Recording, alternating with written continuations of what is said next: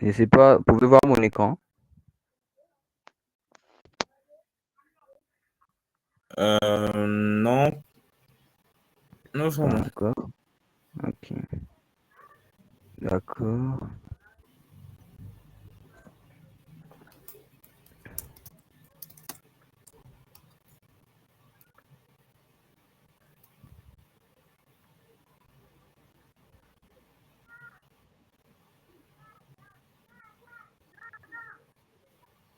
Voilà, je suis en train de gérer ça. Bonsoir à tous. J'espère que nous allons tous bien et je suis vraiment content de vous avoir encore une fois parmi nous. Ça faisait vraiment un bail qu'on a pu faire nos sessions en ligne. Sûrement que ça nous manquait, mais aujourd'hui, je suis content que nous soyons encore là. Je suis David Swedi Olivia. Je suis un développeur front-end avec le framework Dans Angular. le Alors, thème, aujourd'hui, j'aimerais vraiment qu'on partage sur une thématique tellement intéressante que j'ai vraiment découvert tout au long de mon parcours. Alors, aujourd'hui, on va voir le paradigme de réactivité dans les développements des applications web. Je ne vais pas vraiment m'orienter directement côté Angular, mais on va voir même ceux qui font mobile, ils peuvent aussi comprendre, en tout cas, ce paradigme. Alors, je suis en train de partager mon écran. Don't know what's wrong. Ok, et voilà, je pense que j'ai trouvé la solution. Quelques minutes, je m'excuse, quelques petites secondes. Euh, That's bad behavior. Ok, on va voir. Share. Voilà, j'espère que.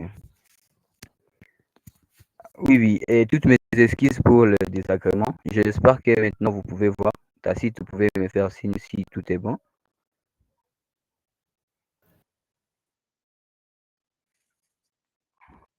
Voilà. Donc, aujourd'hui, on va un peu parler des réactivités dans les développements web. Paradigme ici, bon, en fait, c'est dans le monde du développement, c'est une programmation en fait.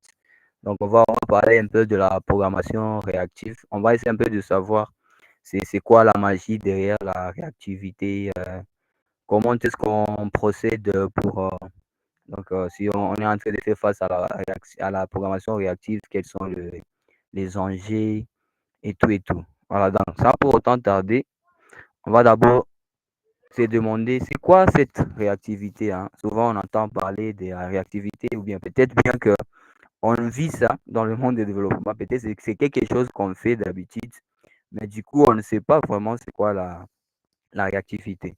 Alors, le principe ici de réactivité est un concept en informatique qui renvoie à l'idée qu'un système devrait être conçu pour répondre aux changements dans un environnement rapidement approprié. Alors ici, je peux donner un exemple d'une caméra de surveillance. Une caméra de surveillance peut être là en train de filmer, mais cette caméra peut être dotée d'une intelligence ou bien d'un programme ou un algorithme qui sera là pour détecter les présences. Et du coup, quand il y a une personne qui passe directement, la caméra va signaler à l'application que non, on a détecté une personne. Donc, quand on voit la réactivité ici, il y a d'abord la détection. Donc, il y a la détection qui vient en premier lieu. Et puis après, il y aura maintenant la réaction. Donc, on va réagir à ce qu'on a détecté. Alors, dans notre cas de programmation, on va maintenant essayer de voir comment est-ce que ces paradigmes fonctionnent dans la programmation. Alors, pour le faire, je suis allé des deux paradigmes qu'on va voir toujours dans le monde de la programmation, qui est de la programmation impérative et la programmation réactive. Alors, ici, il y a des principes de programmation comme vous pouvez les voir. La partie impérative, j'ai essayé un peu d'expliciter avec quelques variables. L'exemple ici, pour les gens qui ont déjà eu à apprendre la programmation réactive, c'est un exemple courant, mais c'est vraiment un bon exemple qui permet aux gens de comprendre c'est quoi la, la programmation réactive. Alors, dans la partie impérative, il y a trois variables. La première variable, c'est la variable. Justement, au début, on l'a créée avec une variable initiale, c'est 2. Et B aussi, à l'initiale, la variable, c'est 4. Et puis C, on a dit, C va prendre la valeur de A et B. Et puis après avoir initié la variable de C en faisant la somme de A et B, on a encore réaffecté la variable de A qui est égale à combien? À 3. Et même dans le programme, là, on montre que c'est change, donc c'est un changement. Mais du coup, si on affiche la variable de C, ça va nous afficher combien? 6. Ce qui est logique. Parce qu'après que 6 a changé de valeur, il faudrait aussi dire à C quoi, que A a changé de valeur, ce qui n'est pas fait dans notre programme impératif. Et vous-même, vous savez comment les choses se passent dans la programmation impérative. Peut-être il faudrait encore bien réinitialiser la valeur de C en disant encore C égale à A plus B pour que le programme sache que c'est A, c'est 3 la nouvelle valeur de A. Alors, par contre, si nous partons maintenant dans la partie réactive, vous allez voir, là, c'est un peu différent. On a fait presque la même chose. On a dit A égale à 3, après avoir initialisé la valeur de A à la somme de A et la valeur de C à la somme de A et B. Et puis, du coup, si on affiche C, la valeur qui est affichée là-bas, c'est combien? C'est 7. Sans pour autant encore appeler C ou bien réaffecter encore C avec A plus B. Mais la somme de A et B devient 7. Pourquoi? Dans la programmation réactive ici, on connaît que la nouvelle valeur de A, c'est combien? C'est 3. On détecte cela, on détecte ces changements, et puis du coup, on va dire à C, non? Il y a une nouvelle valeur qui a été attribuée à A, du coup, donc la valeur de I.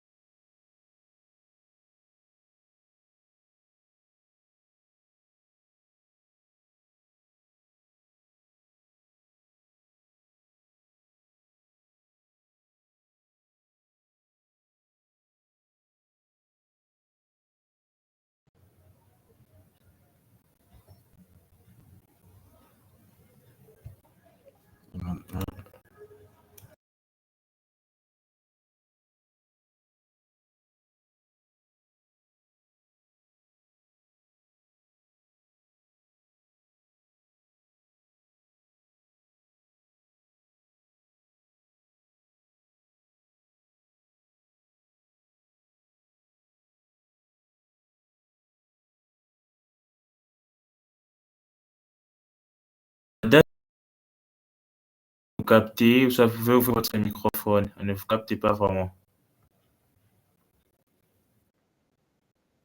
Oui, oui, là ça va. Donc, ce qui était auparavant, vous pouvez un peu retourner en arrière parce qu'il n'y en a pas qui a suivi. Il y a une coupure des sons directement.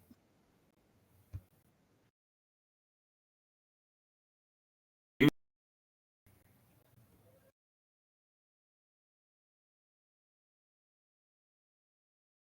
Montrer un exemple là où on voit la différence entre ces deux paradigmes de programmation. Ici, nous avons la programmation impérative et la programmation réactive. Sur, si la première partie, vous voyez, je déclarais quelques variables, A égale à 2, B égale à 4. Et puis, on a affecté à C la variable de A plus B. Mais après avoir affecté C, on voit que la valeur de A change. Au lieu de 2, ça devient maintenant 3. Maintenant, le problème avec cette partie de programmation, c'est que quand on affiche C, la valeur de C qui est affichée là-bas, c'est combien? C'est 6. C'est 6 pourquoi? Parce que le programme sait bien que A égale à 2, B égale à 4, et puis C égale à A plus B. Et puis le programme connaît maintenant après que A égale à 3. Du coup, C reste toujours aussi celui qu'on n'a pas dit, on n'a pas dit, donc on n'a pas, on a plus affecté une nouvelle valeur à C. Parce que pour le faire, peut-être il faut encore appeler C égale à A plus B pour connaître que A égale à 3. Différemment de la programmation réactive, ici, là où A égale à D, B égale à 4, C égale à A plus B, on a réaffecté une nouvelle valeur à toi. Directement, ce programme ici va dire à C, non, la valeur de toi a changé. Et par contre, la valeur qui sera affichée, ce n'est plus 6, ça devient 7. Parce que la valeur que A a pour l'instant, c'est quoi? C'est 3. Donc, c'est comme ça que la programme fonctionne. Donc, on n'a plus besoin de réaffecter A plus B après avoir donné une nouvelle valeur à toi pour que C change. Mais le programme va directement dire à C, non, A a changé, du coup, la valeur de A n'est plus 3, n'est plus 4, n'est plus A, n'est plus 2, mais ça devient 3. C'est ça, en fait, le paradigme de la réactivité. Donc, on doit d'abord les changements. Euh, Après avoir détecté les changements, il faut réagir à ces changements-là. La réaction à ces changements, c'est ça, la mise à jour. Donc, si est égal à 2 devient 3, partout où on a utilisé la variable A, il y aura une conséquence. Et la conséquence, c'est quoi? C'est la mise à jour des informations. Alors, pour qu'on puisse comprendre encore plus ces phénomènes ici, on va un peu aller dans CSS. Euh, avec, avec le code ici CSS, j'essaie un peu d'illustrer.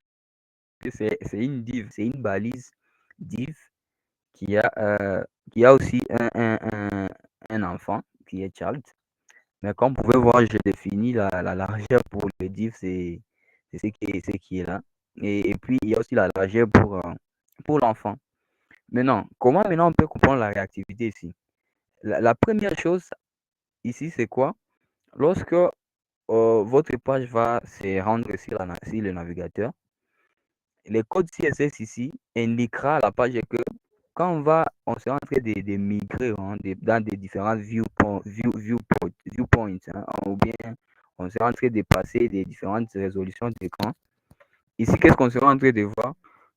CSS va dire au navigateur, non, si on arrive à telle résolution, il faut toujours définir la largeur de 50% quoi, à l'élément enfant. Et vous voyez que c'est réactif, non? Parce qu'on va détecter d'abord la résolution d'écran. On trouve que la résolution d'écran a changé directement. La taille aussi de l'enfant va aussi se redimensionner ou bien ça va s'adapter à cela. C'est une réactivité, quoi. Donc, le CSS définit cela, donc sans que vous le disiez. Donc, CSS lui-même sait que il faut appliquer cela et le navigateur va suivre cela. Vous trouvez que c'est vraiment une réactivité. Bon, c'est un exemple que je pense qu'il va vous aider à encore plus de comprendre ces principes d'interactivité. Alors, la réactivité a vraiment amélioré nos applications que nous sommes utilisées ces derniers temps. Ces derniers jours, nous sommes en train de faire face à des applications qui sont interactives. Alors, dans ces applications, vous trouvez, il y a des interfaces utilisateurs qui sont appelées à répondre aux actions des utilisateurs ou à d'autres événements externes en temps réel. Cela veut dire quoi?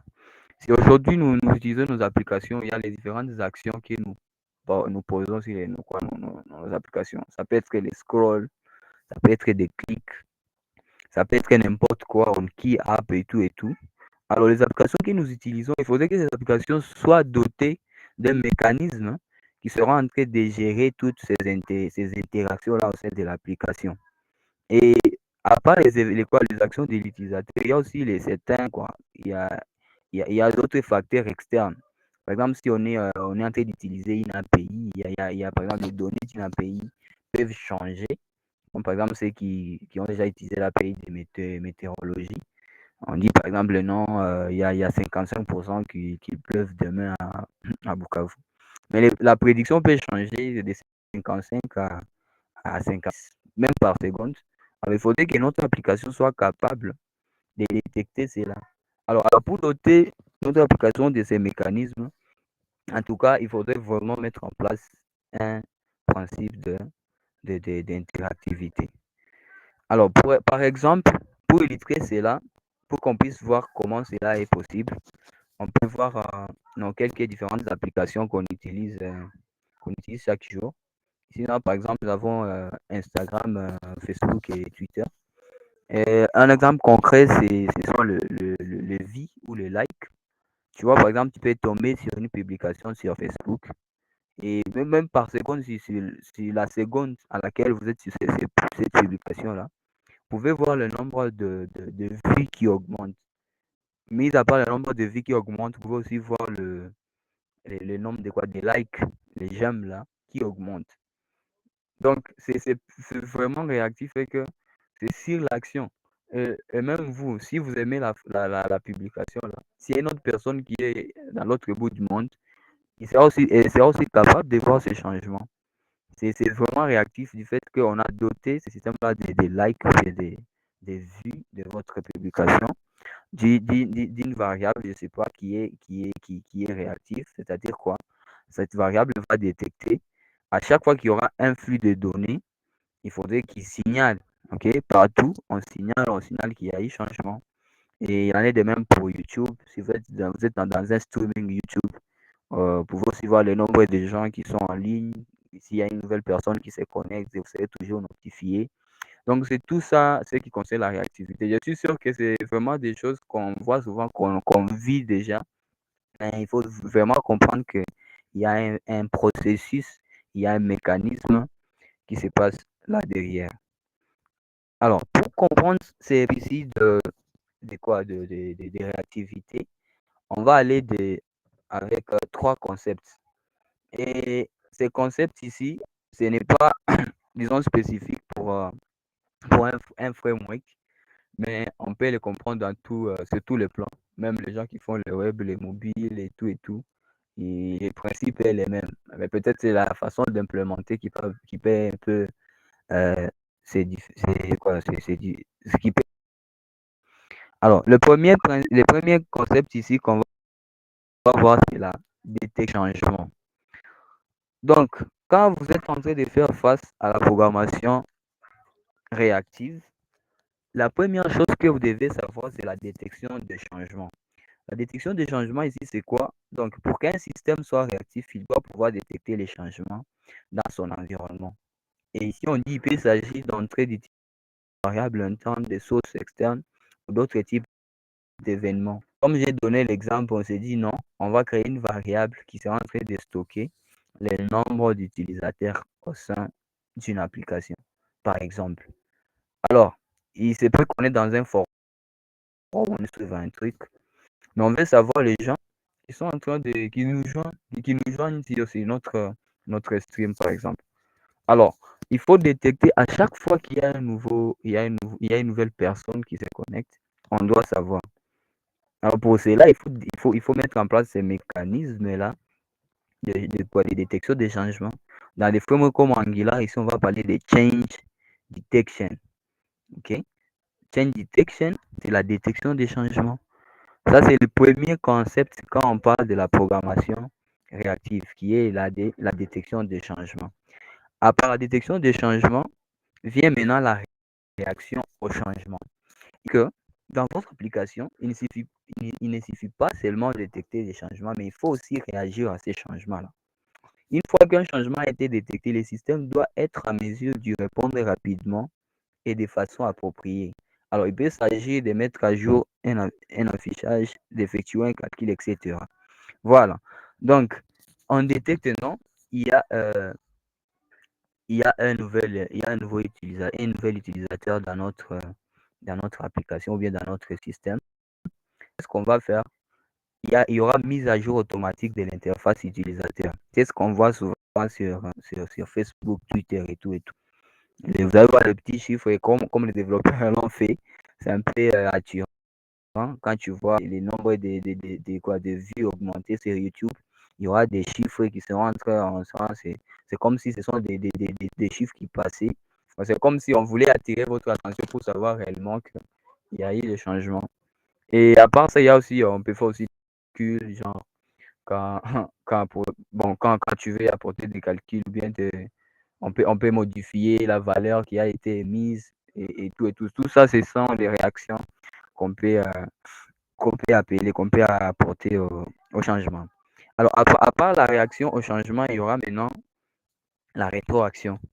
Alors, le système doit fournir une rétroaction à l'utilisateur ou à d'autres parties du système pour indiquer qu'un changement a été apporté et quel en a été le résultat.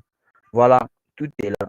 Donc, la rétroaction, maintenant, ça sera le feedback de la part du système à l'utilisateur. OK? On a détecté un changement. Après avoir détecté un changement, on a réagi à ces changements-là. Après avoir réagi à ces changements, l'interface utilisateur peut changer. Maintenant, il faudrait maintenant communiquer à l'utilisateur, non? Voilà maintenant ce qui est nouveau. Si la météorologie prévoyait euh, 55%, mais ce n'est plus 55%, les données ont changé dans le pays, ça devient 50. Donc, on a fait une feedback direct après avoir réagi à ces changements et on à l'utilisateur. Donc, ces trois concepts-là, ce sont les concepts de base du principe de réactivité. Maintenant, il faut maintenant savoir si vous êtes un développeur, je ne sais pas, web ou mobile, vous travaillez avec React, Vue.js, Angular et tout. Je vais maintenant savoir quels sont les éléments dans mon framework qui me permettent de détecter les changements. Si c'est une fonction ou bien je ne sais pas si c'est une bibliothèque ou je ne sais pas quoi, si c'est une classe, quel est cet élément-là qui va me permettre à chaque fois mettre à jour la valeur d'un élément s'il y a un changement. Et quel est cet élément qui va me permettre de dire à l'utilisateur qu'il y a eu changement et mettre à jour l'interface utilisateur. C'est ces points-là qu'on doit maintenant savoir selon notre domaine, selon ce qu'on utilise, comment est-ce on peut appliquer cela. Alors, ici maintenant, on a vu ces concepts, mais il y a cette phrase ici que j'ai aimée, qu'implique la réactivité. Bon, qu'est-ce que moi je voulais partager ici? J'aimerais qu'on sache au fait quels sont les éléments ou bien les acteurs qui entrent en jeu quand on est en train de parler de la réactivité. Sûrement, on a parlé de ces trois concepts, mais dans les trois concepts, il y a à chaque étape un élément ou bien un acteur qui fait quelque chose. Alors, sans pour autant tarder, ici, on va voir un élément qu'on appelle les observables. Alors, c'est quoi un observable? Un observable ici, il représente un flux de données émettant des valeurs au fil du temps. Donc, quand on a parlé de la détection des changements, vous allez vous demander comment est-ce qu'on est en train de détecter les changements. Là, nous sommes maintenant dans le développement.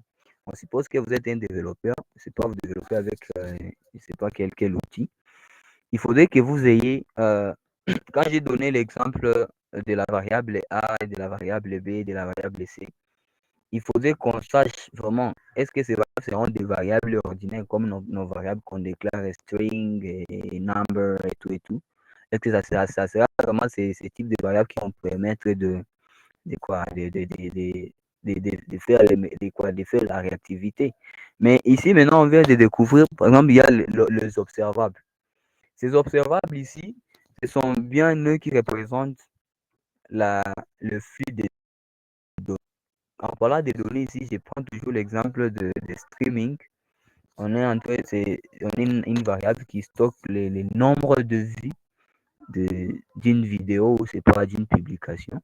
Et cette variable-là, pour que cette variable soit capable d'émettre des valeurs ou bien de communiquer des nouvelles valeurs à chaque fois qu'il y a changement, il faut utiliser un observable. C'est un observable qui est doté de cette capacité-là.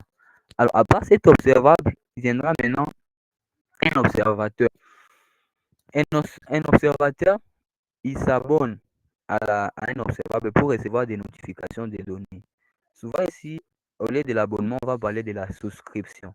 Donc, après que vous sachiez déjà que j'ai déjà un observable qui représente le flux de données, il faudrait maintenant que j'ai un autre élément qui va maintenant se souscrire. Parce que la souscription fera en sorte que à chaque fois qu'il y a une nouvelle donnée émise, que l'observateur sache cela. Donc, que l'observateur soit notifié à chaque fois qu'il y a une nouvelle valeur qui a été émise. Et donc, l'observable émet des valeurs et notifie à l'observateur des nouvelles valeurs. Et enfin, maintenant, viendra un opérateur. Et cet opérateur ici, c'est une fonction qui transforme, filtre ou combine les flux de données. Les données là que vous recevez venant d'un stream, vous devez savoir comment est-ce que vous pouvez, comment je peux modifier cette donnée, comment je peux apporter des modifications à cette donnée. Je suppose, par exemple, c'est un nom d'utilisateur. On dit non, on veut que s'il arrivait qu'un utilisateur change son nom, on veut qu'on puisse le savoir. Mais par contre, ces noms-là peuvent être minuscules ou n'importe quoi. Mais nous, on peut changer cette valeur. Même si c'est une valeur émise, on dit non, on va un peu faire de la manipulation. On dit non, on va afficher cette valeur en majuscule. Et il y a des fonctions qui sont définies avec, si vous utilisez la technique des RxJS pour régler la réactivité dans votre application, il y a tant de méthodes qui vous permettent de le faire. Et après, il y aura d'autres éléments qui entrent en jeu quand on parle dans ces processus de réactivité, mais je ne peux pas les citer tous ici, comme les schedules ou bien les planificateurs, et il viendra aussi le sujet, et en tout cas beaucoup d'éléments qui entrent en jeu quand on veut gérer la réactivité, mais en quelque sorte, ces éléments ici, ce sont vraiment les éléments fondamentaux. Bon, vous pouvez voir, c'est vraiment que si vous avez déjà fait la réactivité, vous pouvez vous dire non, peut-être c'est ça les hooks qu'on utilise dans Vue.js, on ne sait pas. Mais en quelque sorte, c'est ça. Donc, la réactivité ici influe sur euh, l'expérience utilisateur. Nous, les utilisateurs, quand nous utilisons les applications, nous avons vraiment besoin que l'application soit interactive. Donc, quand un développeur développe une application, il doit aussi tenir compte de cela. Est-ce que mon application est réactive? En parlant de la réactivité, quels sont les mécanismes que j'ai mis en place pour détecter au changement à chaque fois qu'il y a une modification des valeurs dans mon application? Et surtout que, et surtout que nous, utilisateurs, nous sommes déjà habitués à cela. Et je suis sûr que et même la conception des frameworks, si souvent les gens, certaines personnes se posent souvent la question, quelle est la différence entre quelqu'un qui fait du HTML simple, quelqu'un qui migre vers un framework comme Vue.js ou React et tout et tout. Mais parmi les fondations des frameworks, ils se sont beaucoup plus basés sur la réactivité. Quand on pouvait les voir, comme par exemple dans une variable, si tu déclares une variable, en tout cas, d'office, c'est comme si cette variable est déjà réactive. Parce qu'à chaque fois, il y aura des changements, même si vous ne l'avez pas déclaré comme étant un observable, vous allez voir ça, ces comportements-là, de pouvoir changer à chaque fois et de notifier à l'utilisateur. Donc, parmi les principes pouvant vous aider à améliorer l'expérience utilisateur dans votre application, c'est la réactivité, le changement automatique de votre UI. Et cela est dit à un changement que vous avez détecté dans votre application.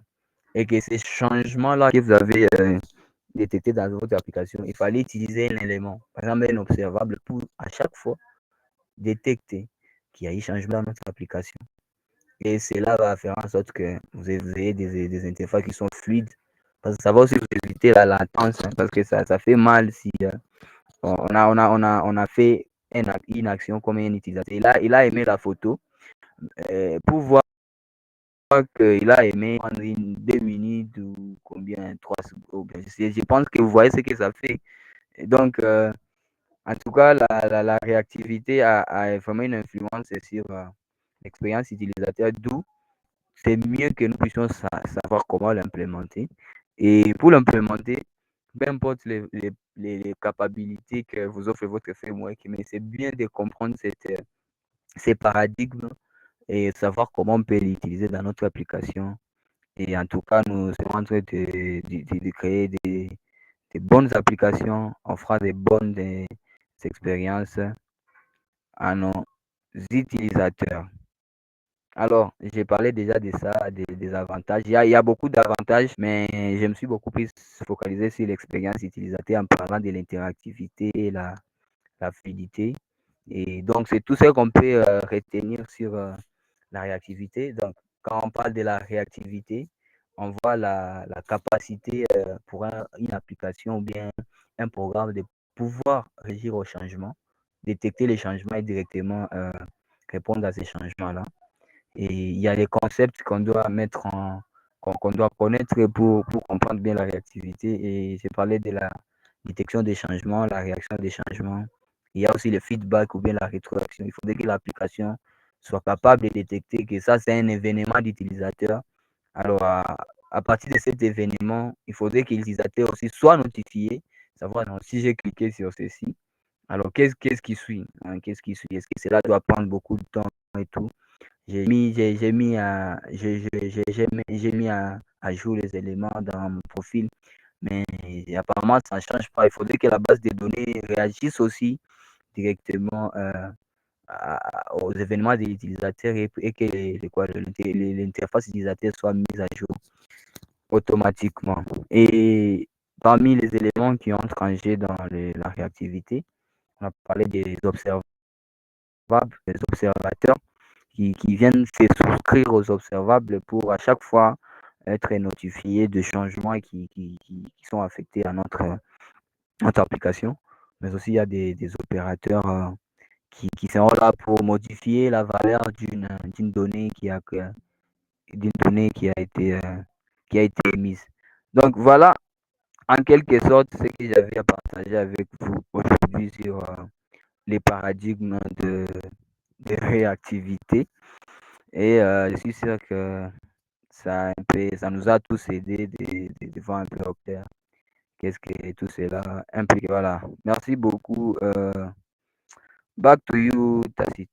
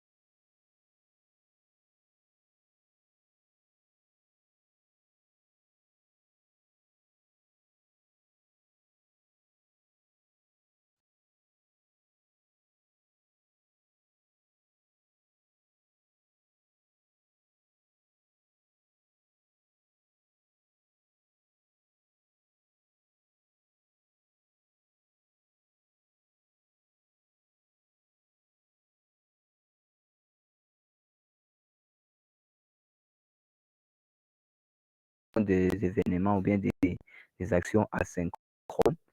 Et c'est pour les actions synchrones. Donc, ce n'est pas nouveau. Et même tous les frameworks web, Angular, React et Vue.js sont beaucoup plus aussi sur base des réactivités. Voilà.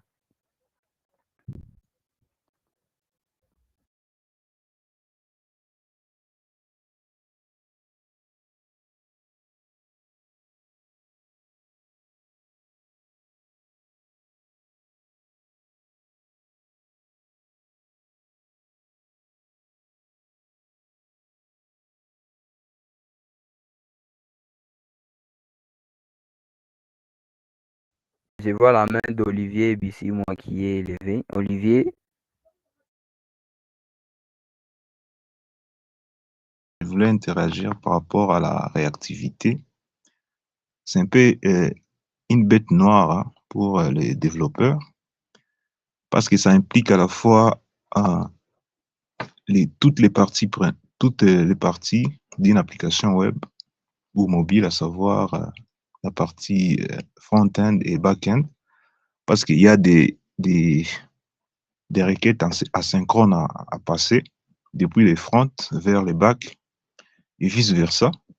Alors, pour un développeur débutant, c'est pas quelque chose d'appréhensible.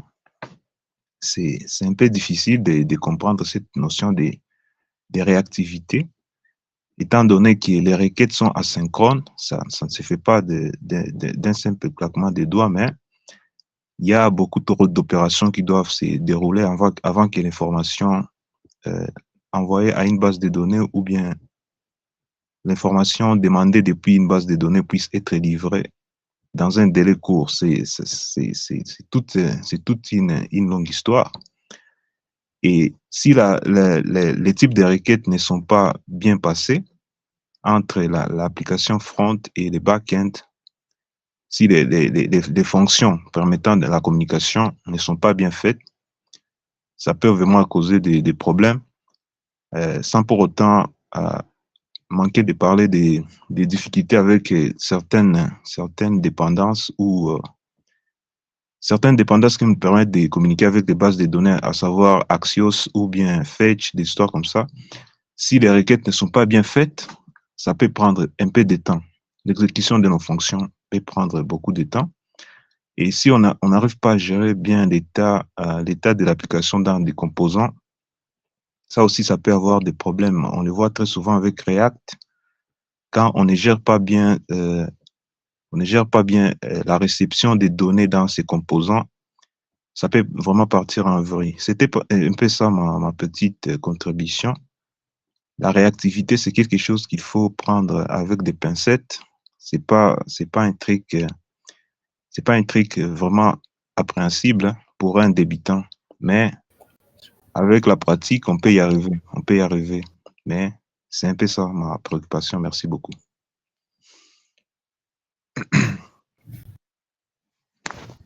Voilà, merci beaucoup. Je ne sais pas si une fois il n'y a pas d'autres questions ou d'ajouts. Vraiment, merci beaucoup, Monsieur Olivier.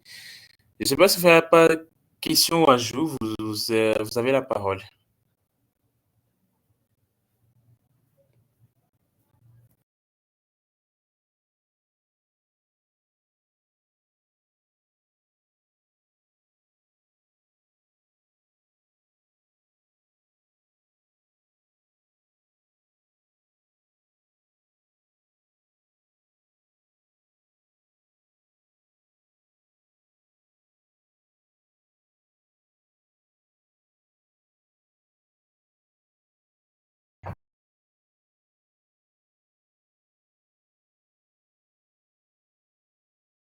Donc, nous avons toujours besoin de la réactivité dans toutes nos applications pour que ça puisse être un peu plus, pour que nous puissions donner de très bonnes expériences auprès de nos utilisateurs.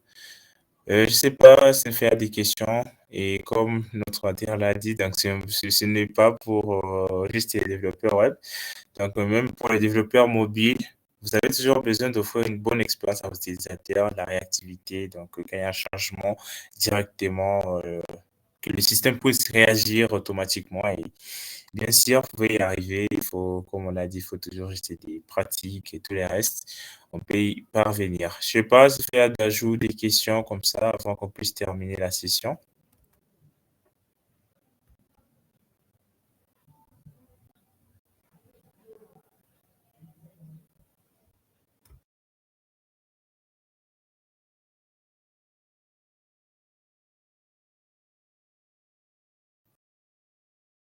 Paul?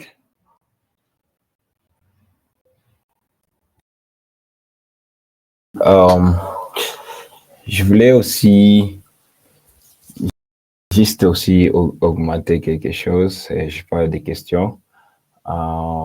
Merci d'abord pour cette belle présentation.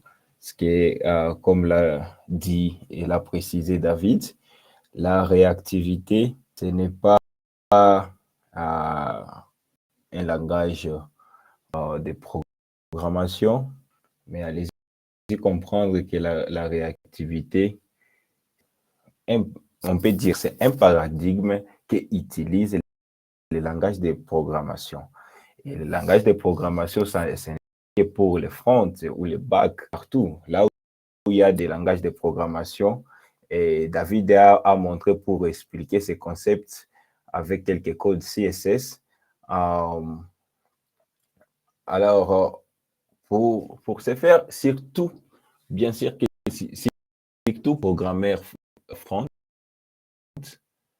les gens qui font du front, il s'avérait que pour influencer les expériences, l'expérience utilisateur, et que pour nous, je suis aussi développeur front-end, pour nous, c'est tellement indispensable de bien maîtriser ces paradigmes ici de la programmation.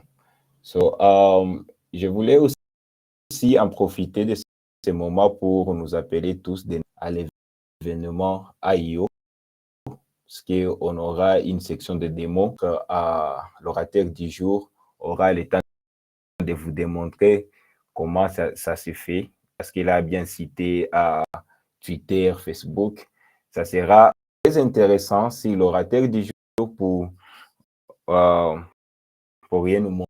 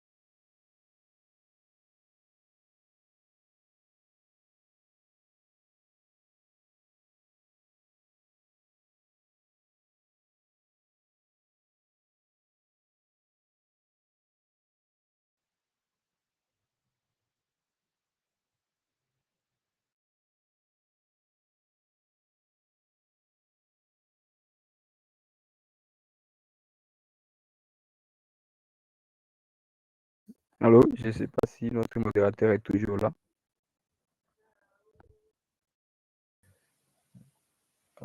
Oui, peut-être que c'est sa connexion qui fait défaut. Vous nous captez?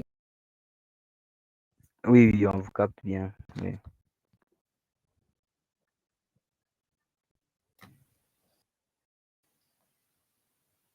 Oui.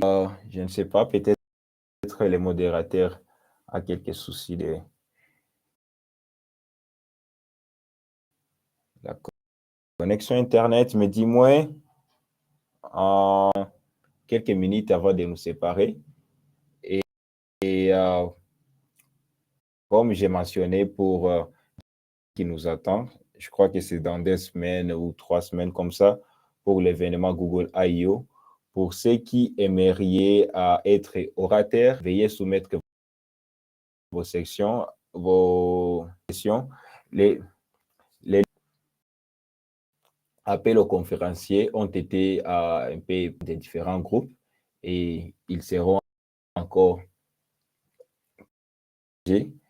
Donc, on va partager des liens pour peut-être réserver la place ou soit soumettre votre question si vous aimeriez partager quelque chose avec la communauté sur les technologies qu'a annoncé lors de l'événement Google I.O. à Californie. Alors, je ne sais pas si on a encore un petit temps avant de nous séparer. Je ne sais pas si Amaka ou Joséphine, Hermès, Souverain, Georges, si vous avez quelque chose à commenter sur la réactivité, quelque chose à dire, bon, l'espace vous appartient.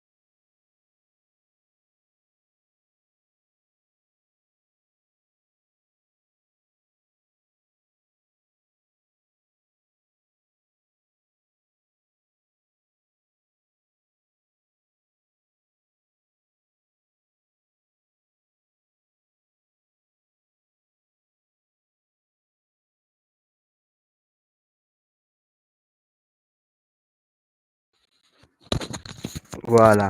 Mais merci beaucoup, Souverain. Je pense que vous me captez bien là. Voilà. Alors, la rétro-réaction, comment je peux vous montrer ça? Alors, let me try this. Hmm. Je suis en train de pouvoir vous montrer avec un petit exemple qui peut vous faire comprendre. Ok, je suis là, je dois stopper ça. Alors, let me show you this.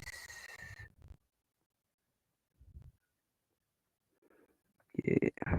Ok, voilà. Je pense que vous pouvez voir cette petite fenêtre-là. Vous voyez? Oui, oui, je vois ça. Oui. Voilà. Alors ici, qu'est-ce que je vais vous montrer? En parlant de la rétroaction, je vais vous montrer peut-être que votre application va réagir au changement. Par exemple, ici, vous avez un input où vous écrivez des choses. Ici, j'écris H. Tu vois directement, l'application me montre les rendus des H. Donc, à chaque fois que vous serez en train d'écrire des choses ici, par exemple, j'écris hello, hello, souverain et tout, souverain, je vois. OK? Donc là, vous êtes en train de voir que à chaque fois que l'application détecte les changements, la détection des changements ici, c'est quoi? L'utilisateur est en train de taper. Mais il faut aussi lui montrer ce qu'il est en train de quoi? Il est en train d'écrire. C'est ça la rétroaction, le feedback de l'application.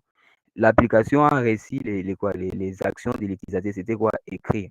Maintenant, en contrepartie, qu'est-ce que l'utilisateur va voir? L'utilisateur va voir ce qu'il a d'écrire s'afficher au navigateur.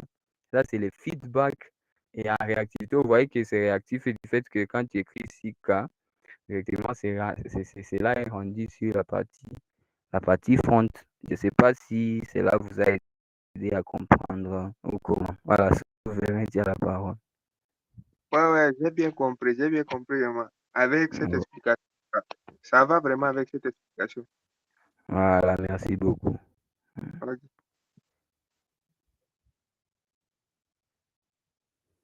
I'm gonna share this. Ok, bah, si tu as toi la... Ah, merci beaucoup. Donc, je ne sais pas si une fois il n'y a pas d'autres questions. Comme ça, on va terminer. Il ne reste que 3 minutes. Et comme on l'a dit, comme l'a dit Amani, nous attendons le grand événement où nous allons découvrir toutes les nouveautés dans le web, mobile, AI et tout le reste. Nous allons découvrir ça les jours de Google I/O Extended Kivu qui va se passer en RDC, aussi ce qui va à Bukavu. Et ça sera dans la grande salle de l'INPP. Bon, donc, pour celui ou celle qui sera disponible ces jours-là, ne manquez pas vraiment. C'est la première semaine du mois de juillet. Donc, il ne reste que 2 semaines, je crois, oui. 2 semaines qui nous séparent de l'événement. Donc, le 6 juillet, nous serons à l'INPP pour découvrir ensemble différentes nouveautés dans différents frameworks, dans différentes technologies, en fait, ce qu'on a annoncé récemment. Donc, venez à vivre ces moments ensemble. Et surtout qu'on aimerait nous connecter et tout le reste. Donc, soyons là. Ça sera un bon moment ensemble. Voilà, s'il n'y a pas d'ajout, s'il n'y a pas de questions, je crois on peut déjà terminer la session d'aujourd'hui par ici. Et on se voit maintenant le samedi prochain pour une autre session. Merci à tous et bonne soirée.